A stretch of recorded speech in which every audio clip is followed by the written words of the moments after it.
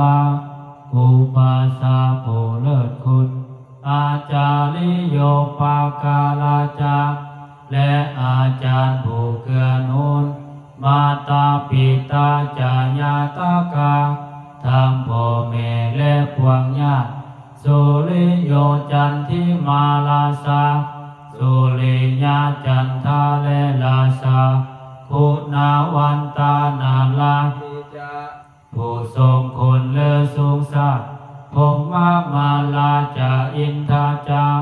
พงมาและอินทาลาโลกาปาลาจาเทวตาทางถวยเทพและโลกาบาลยะโมอิตามนุสสัจจา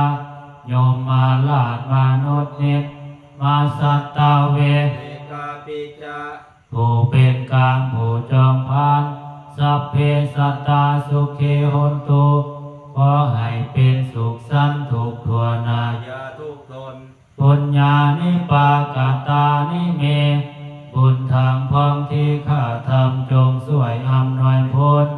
สุขังจาติเวทังเทตุขอให้ได้สุขซ้ำอย่างล้นคิปปาหังปาเปทาโวมันตัง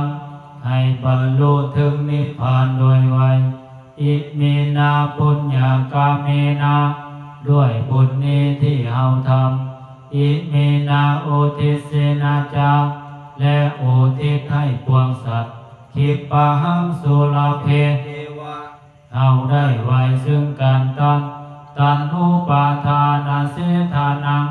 ตัวตัณหาอุปาทานเยสันตาสิ่งที่สัวในดวงใจยาวานิพพานาโตมามังจนกว่าจะถึงนิพพานนัสสันตุสัพพทาเยวะ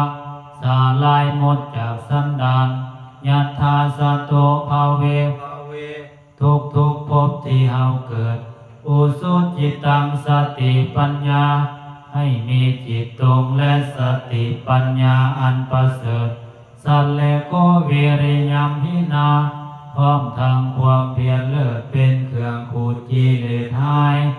มาลาลาพันตุโนกาสังโอกาสจะได้มีแก่หมู่มารทั้งหลายกาตุจจาวิริเยสุเมเป็นสองปาทุสาหายทำลายล้างความเพียรจม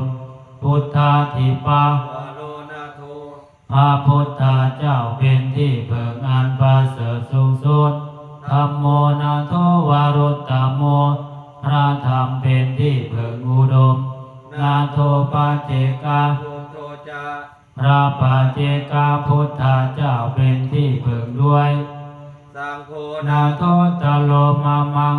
พระสงฆ์เป็นที่เพิงยิ่งของเฮาเตโสตมานุภาเวนะด้วยอานุภาพแห่งบุญนั้นมาโลกาสังลาพันตุมาขอหมู่มารอย่าได้ส่องบุญญานุภาเวนะด้วยเดชบุญทั้ง10ปองมาโลกาสังลาพันตุมาอย่าเปิดสองโอกาสให้แก่มารนั่นเถิด